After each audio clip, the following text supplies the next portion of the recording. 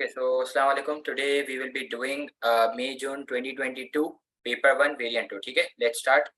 May-June 2022 paper 1 variant 2. ठीक है, this paper is again of 1 hour. ठीक है, come on, let's start. We are doing paper 1 multiple choice question MCQs. ठीक है,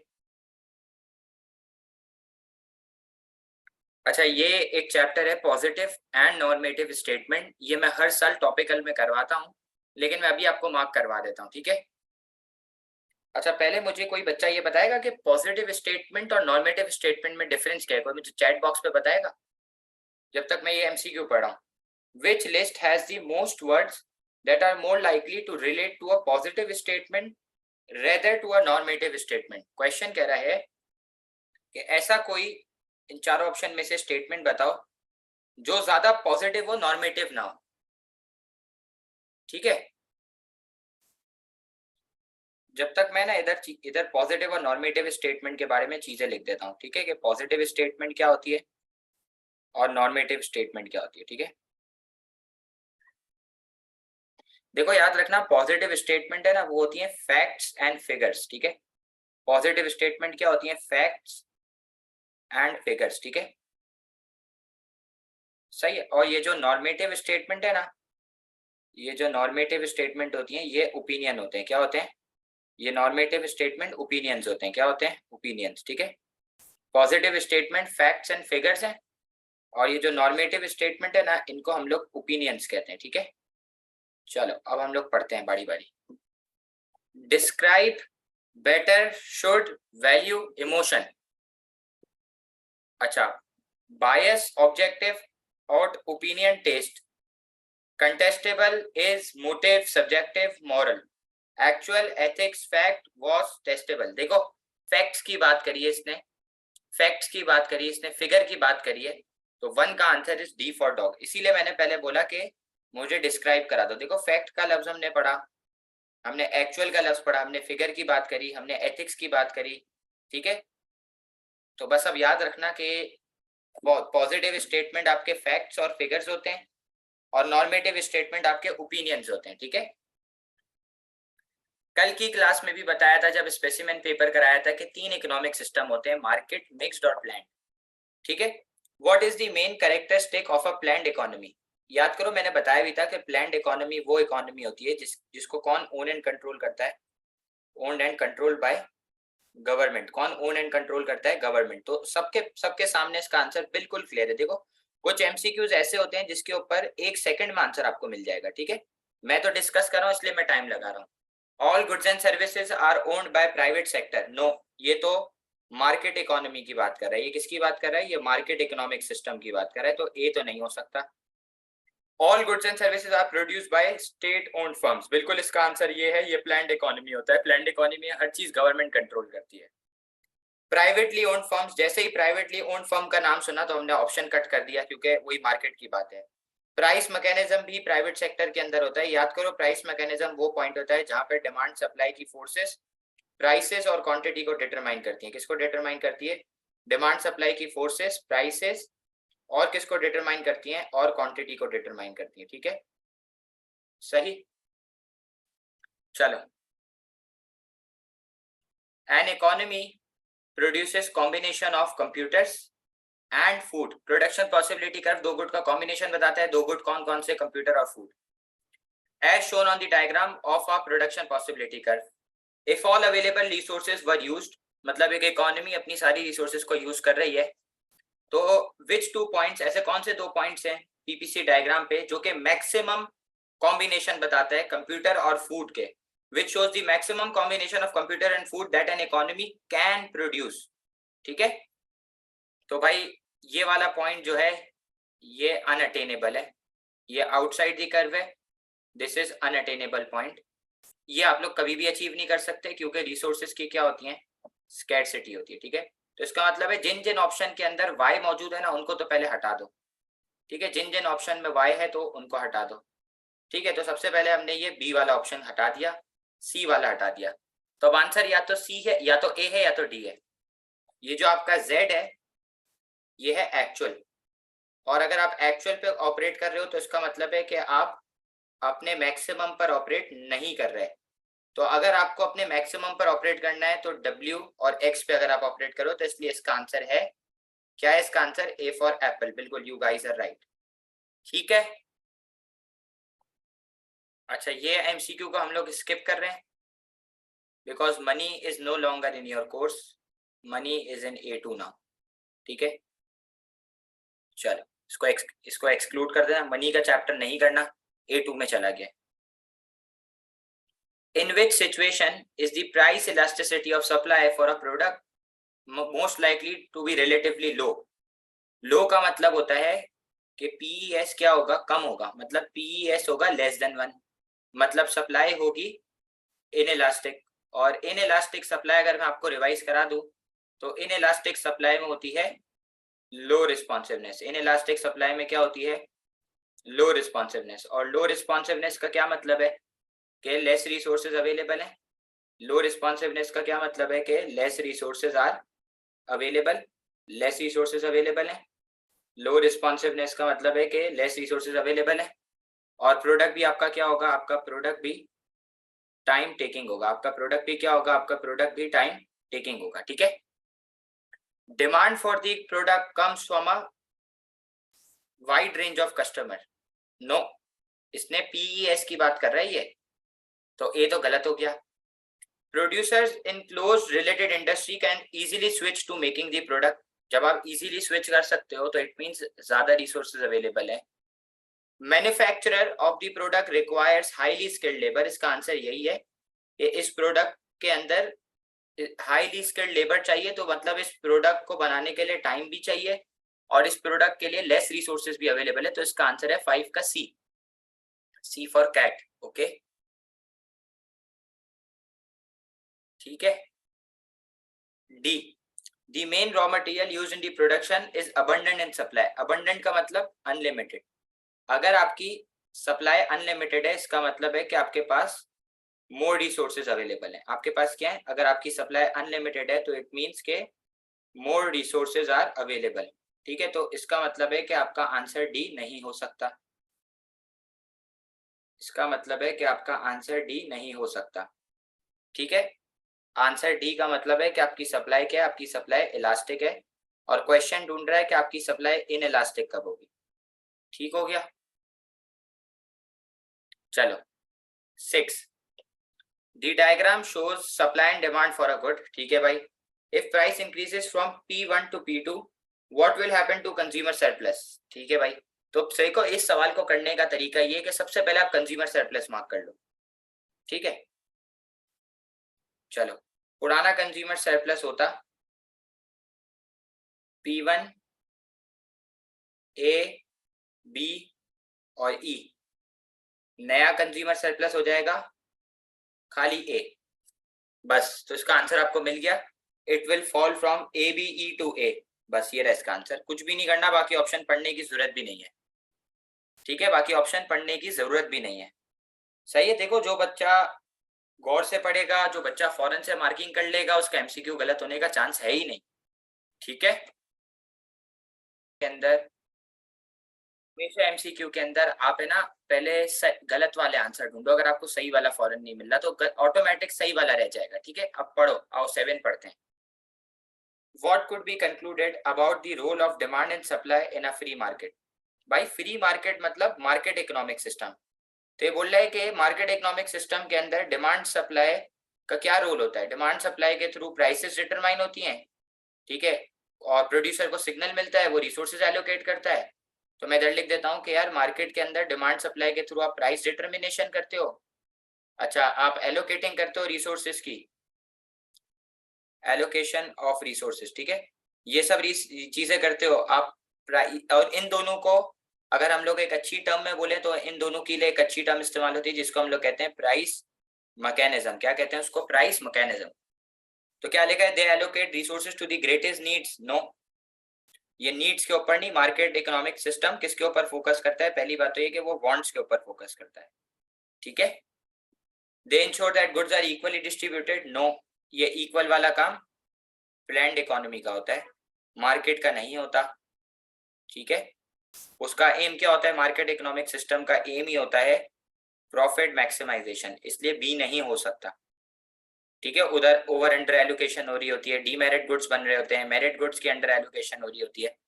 सही है, C, they are both significant in setting the market price. Yes, इसका answer C है। देखो, जहाँ पे डिमांड सप्लाई की फोर्सेस मीट होती है वहां से प्राइस डिटरमाइन होती है, प्राइस मैकेनिज्म। ठीक है, तो इसका मतलब है डी भी गलत है, तो इसका आंसर 7 का सी है। ठीक है, 8 तो बहुत इजी है, 1 सेकंड में होना चाहिए। A firm has a successful advertisement campaign for a good which combination shows the impact on demand or supply and the associated reason। सबसे पहले बता दो कि अगर एडवर्टाइजमेंट ज्यादा होगी तो डिमांड बढ़ेगी, और जब डिमांड बढ़ेगी तो डिमांड कर्व किधर शिफ्ट मारेगा, किधर शिफ्ट मारेगा, राइटवर्ड शिफ्ट मारेगा, आउटवर्ड शिफ्ट मारेगा। तो बस जल्दी से आंसर ढूंढ लो, सप्लाई कर्व पे कोई इंपैक्ट नहीं होगा, सिर्फ डिमांड कर्व पे इंपैक्ट होगा। A leftward shift in goods demand curve, no, rightward होगा। A rightward shift in supply curve, no. A rightward shift in demand curve, yes. A leftward shift in supply curve, no. ठीक है,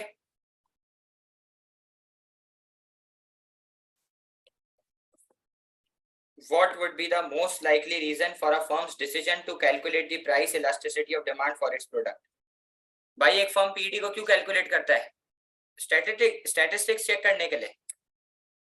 to predict a change in total revenue, yes. To calculate firm's competitive position, no. Consumer satisfaction, no. हमें तो सबको पता है कि भाई PED के थ्रू आप रेवेन्यू को मैक्सिमाइज करने के लिए आप प्राइस इलास्टिसिटी ऑफ डिमांड को यूज करते हो और अपनी इलास्टिसिटी पता करते हो।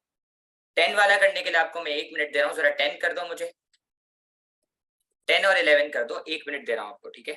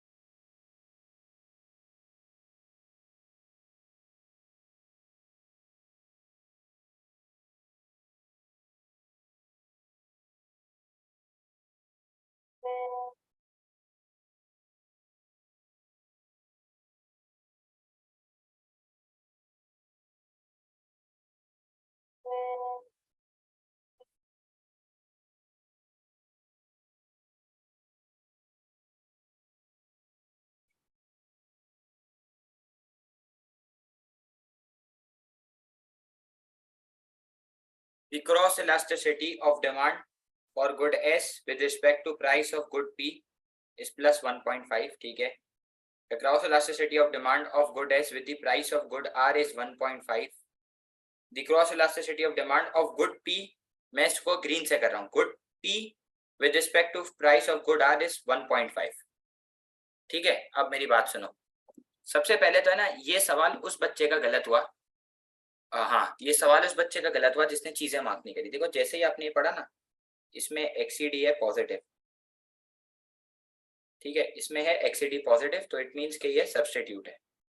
सही, इसमें है एक्सीडी नेगेटिव, तो इट मींस कि ये है कॉम्प्लीमेंट। इसमें है एक्सीडी अगेन नेगेटिव, तो ये है कॉम्प्लीमेंट। तो अब अगर अब हम जरा मार्क करें ना, तो एस, एस और टी, ये दोनों है सब्स्टिट्यूट।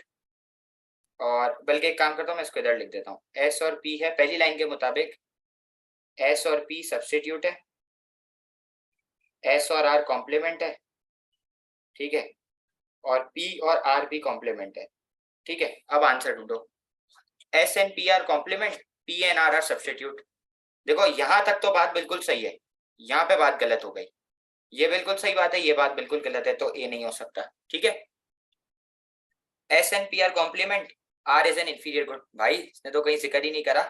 तो अगेन पहली स्टेटमेंट बिल्कुल क्लियर है, लेकिन सेकंड स्टेटमेंट जो है हाफ स्टेटमेंट वो गलत है। S and P are substitute, ठीक है, P and R are complement, ये इसका आंसर है सी वाला। ठीक है, D, S and P are substitute, R is an inferior good. Again पहली स्टेटमेंट सही है, दूसरी स्टेटमेंट गलत है। ठीक है, सही है। Which combination of event is most likely to leave the demand curve for a normal good in the same position। बोल रहा है नॉर्मल गुड। नॉर्मल गुड वो गुड होता है जिसके अंदर इनकम बढ़ती है तो मैं डिमांड ज्यादा करता हूँ। आओ पढ़ते हैं। A decrease in consumers income and N increase in price of substitute good. अच्छा, अगर इनकम कम होगी तो आप डिमांड कम करोगे, ठीक है। अच्छा, अगर सब्स्टिट्यूट की प्राइस बढ़ेगी तो उस गुड की क्वांटिटी डिमांड कम होगी और दूसरे गुड की डिमांड बढ़ जाएगी। तो तो कंज्यूमर की इनकम कम हो रही है तो डिमांड कम होगी, और सब्स्टिट्यूट की प्राइस बढ़ी तो दूसरे गुड की डिमांड बढ़ेगी, तो डिमांड के ऊपर नो इफेक्ट होगा, तो उसका आंसर ए है। बाकी भी पढ़ लेते हैं। A decrease in consumers income and increase in price of the good, price के अंदर अगर चेंज आता है तो मूवमेंट होती है, उसका डिमांड के ऊपर कोई इफेक्ट नहीं है, तो सीधा सीधा होगा ये कि जब इनकम कम होगी तो डिमांड कम हो जाएगी, तो ये नहीं हो सकता। C, an increase in consumer income and increase in price of substitute good. अच्छा, इनकम बढ़ेगी तो सबसे पहले इसकी बात कर लें, इनकम बढ़ेगी तो डिमांड बढ़ेगी, सब्स्टिट्यूट की प्राइस बढ़ेगी तो क्वांटिटी डिमांड कम होगी, दूसरे गुड की डिमांड बढ़ जाएगी, तो दोनों का इफेक्ट यही होगा कि डिमांड बढ़ेगी, तो सी भी नहीं हो सकता और डी भी नहीं हो सकता, क्योंकि इनकम बढ़ेगी अगेन डिमांड बढ़ जाएगी, और गुड की प्राइस में अगर चेंज आएगा तो अगेन मूवमेंट होगी। ठीक है, तो डी भी नहीं हो सकता। सही। 12, what does not happen when price acts as a mean to allocate resources। पूछ रहा है कौन सा नहीं होगा। ठीक है, price operates in the market for both goods and factor of production, ये तो सही बात है, तो ये गलत हो गया। Price recognizes consumer's ability to pay rather than consumer need, ये भी बिल्कुल सही बात है। प्राइस सिग्नल्स प्रोड्यूसर, बिल्कुल सही बात है, प्रोड्यूसर को सिग्नल मिलता है, वो क्वांटिटी डिमांड क्वांटिटी सप्लाई, बिल्कुल। प्राइस के थ्रू सप्लाई डिटरमाइन नहीं होती, क्यों नहीं होती, क्योंकि पब्लिक गुड वो गुड है जिसके लिए प्राइस चार्ट नहीं कर सकते। क्यों नहीं कर सकते, उसके लिए पढ़ाया भी था कि पब्लिक गुड में एक प्रॉब्लम एसोसिएटेड है जिसको हम लोग कहते हैं फ्री राइडर प्रॉब्लम। ठीक है, ये भी नहीं हो सकता।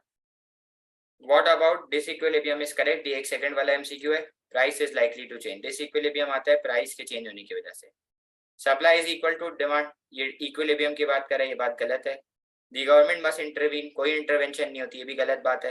There must be shortage, no, shortage भी हो सकती है और सरप्लस भी हो सकता है। ठीक है, सिर्फ शॉर्टेज नहीं होती, और मस्ट मस्ट नहीं है, सरप्लस भी हो सकता है। सही। अब आपको 2 मिनट का टाइम दे रहा हूँ, 14:15 कर दो।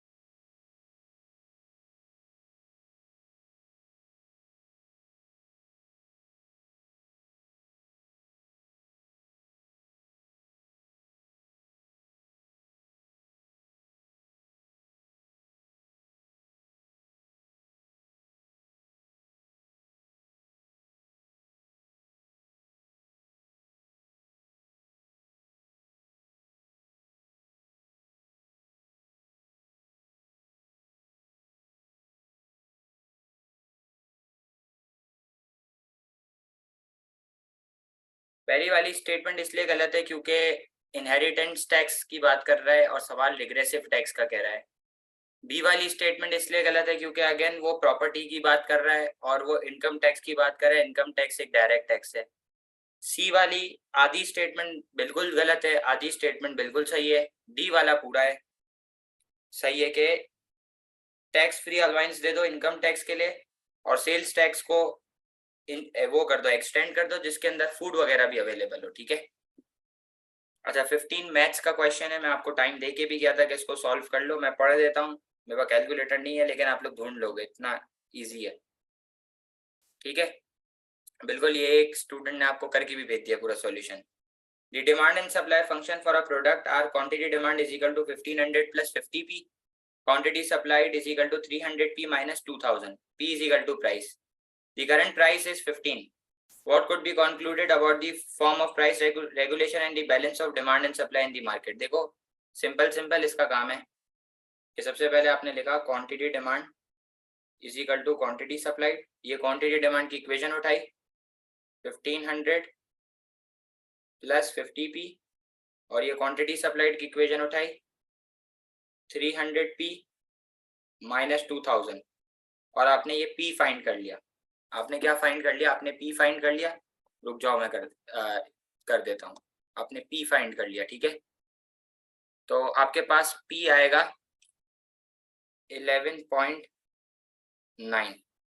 ठीक है, अच्छा फिर आप क्या करोगे? फिर इसके बाद आप क्वांटिटी डिमांड लिखोगे और इसके आगे लिख दोगे 1500 इंटू 50p ना, इंटू क्या करोगे 1500 इंटू 1500 और क्या करोगे 1500 प्लस, सॉरी ये प्लस है, 1500 प्लस 50p ये इक्वेशन थी, तो 1500 प्लस 50 इंटू 11.9 तो आपके पास आ जाएगी quantity demand whatsoever. Quantity supplied आ जाएगी आपके पास कैसे 300p माइनस 2000, तो 300 इंटू 11.9 माइनस 2000 तो आपके पास क्वांटिटी सप्लाइड आ जाएगी। फिर आप चेक कर लेना, इसका आंसर डी आएगा, मुझे याद है। ठीक है, ये इसका आंसर आएगा। सही है, ओके कर लोगे, पूरा ही सॉल्व कर दिया, खाली बाकी वैल्यू चेक कर लेना और पता चल जाएगा डिमांड सप्लाई एक्सीड कर रहा है सप्लाई कर रहा है। ठीक है, डी या सी कुछ ऐसा ही था, मेरे पास कैलकुलेटर नहीं, बोलते तो उसको कैलकुलेट कर देता हूँ पूरा। बोलो कर दूं पूरा? सी नहीं, डी होगा, डी होगा भाई, डी होगा, डी होगा, सी नहीं होगा, चेक कर लेना।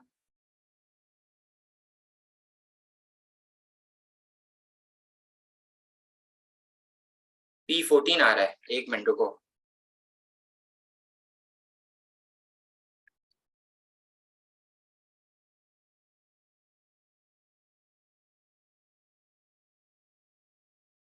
P14 आ रहा है भाई, P14 आ रहा है। सबर सबर सबर सबर,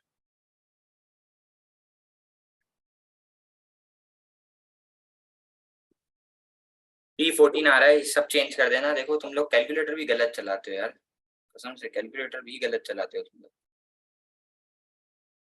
ये लो, ये कैलकुलेटर जरा रखो अपने पास सामने।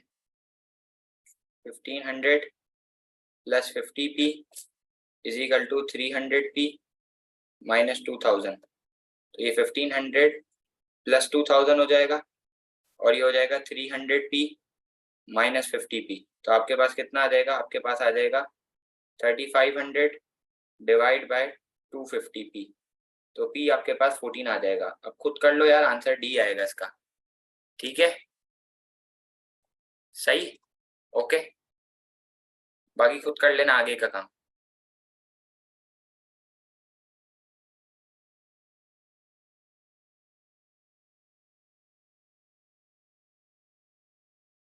पहले 17 वाला बता रहा हूँ, एक सेकंड में हो जाएगा। 17 वाला देख लो। What is definitely not involve when a transfer payment is made. ये इन्वॉल्व होता है तो बैंक डिपॉजिट नहीं हो सकता, कैश भी इन्वॉल्व होता है, गवर्नमेंट भी इन्वॉल्व होता है, प्रोडक्शन इन्वॉल्व नहीं होती, तो इसका आंसर डी है। ठीक है, ओके, ठीक है। 16 पढ़ लेता हूँ, ये भी बहुत ईजी है। To improve the air quality for its citizen, a government introduces a subsidy for the producer of cars powered by batteries charged from electricity. What is the likely effect of this subsidy on the price and sales of electricity.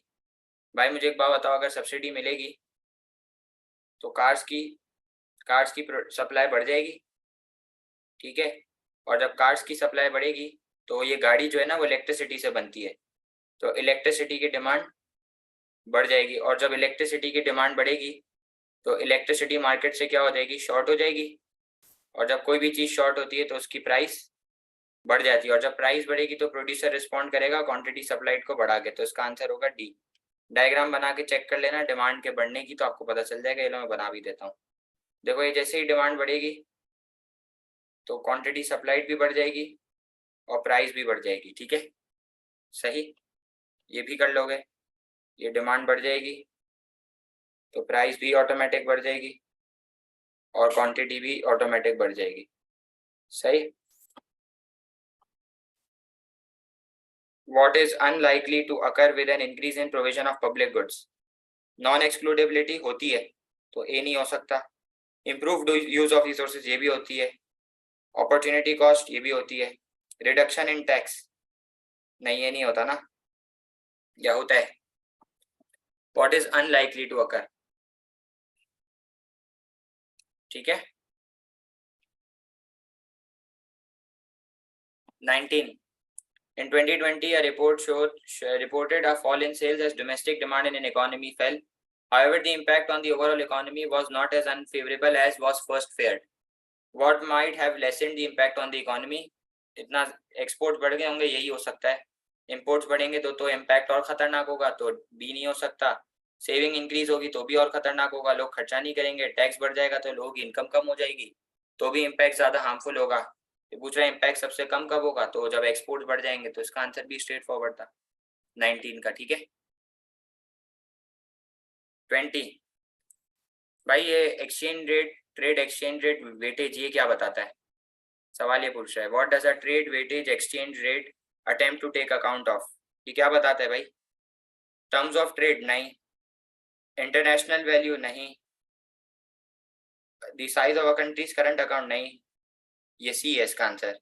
The relative value of international trade done with a country's trading partner, exchange rate की बात कर रहे हैं ना basically ये, ठीक है। Terms of trade तो एक्सपोर्ट प्राइस और इंपोर्ट प्राइस को मेजर करता है। सवाल पूछ रहा है कि एक्सचेंज रेट को कौन डिटरमाइन करता है, ठीक है। what will lead to an improvement in terms of trade? Terms of trade का फॉर्मूला बताओ। टर्म्स ऑफ ट्रेड का आपने फॉर्मूला बोला export price upon import price into 100।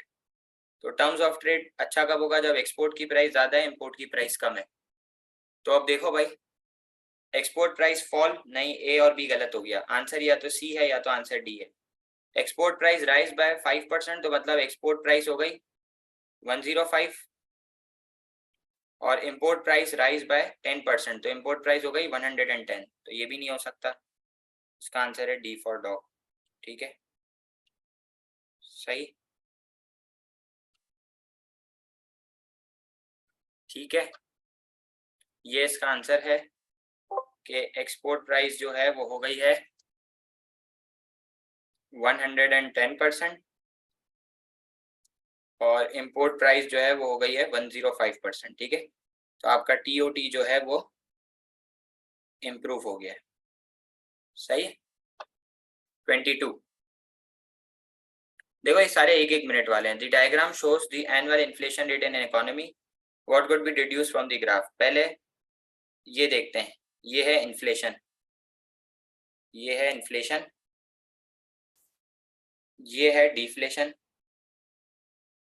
ये है अगेन इन्फ्लेशन, ठीक है। और ये वाला जो है ये है डिसइन्फ्लेशन, ठीक है। ये ग्राफ पढ़ दिया आपको।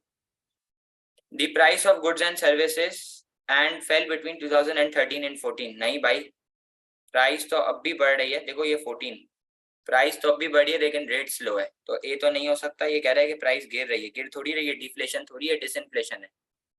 सही है, तो ए नहीं हो सकता।